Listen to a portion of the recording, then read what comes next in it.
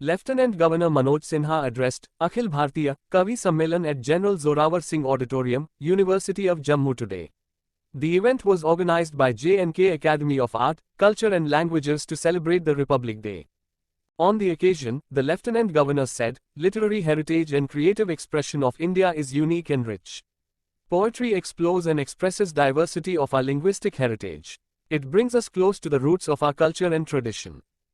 मुझे लगता है कवि सिर्फ सृजनकर्ता रचनाकार ही नहीं है, बल्कि कवि हमारी सभ्यता, हमारी संस्कृति, हमारे संस्कारों का रक्षक भी है।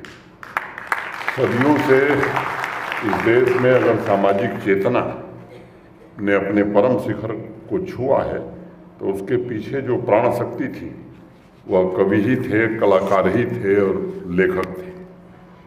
हर एक पीढ़ी को ये समझने की आवश्यकता है कि कवि छंदों, तुकबंदी, शब्दों से खेलने वाले केवल बाजीगर नहीं हैं। कवि तो शब्दों का इस्तेमाल करके समाज में नित नए प्राण डालने का काम करता है। कवि तो शब्दों का सहारा लेकर समाज को आईना भी दिखाता है और ज़रूरत पड़ने पर वही कवि समाज को परिवर्तन की प्रेरणा भी देता है।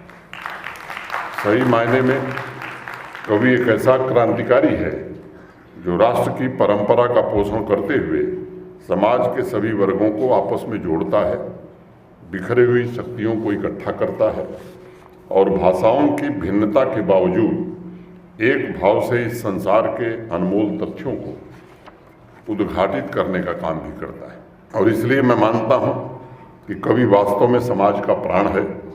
पूरी शुद्धता, साक्षी भाव से प्रत्येक क्षण घटित हो रही घटना को देखने कि उसकी आंख समाज के संतुलित विकास के लिए बड़ी आवश्यक है।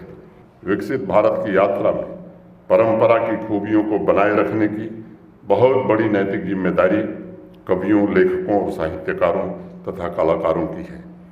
मैं उम्मीद करता हूँ कि अपने ज्ञान और अनुभव को वह देश का भविष्य संवारने में लगाएंगे तथा राष्ट्र निर्माण की प्रक्रिया में सक्रिय रूप से भागीदारी भी निभाएंगे।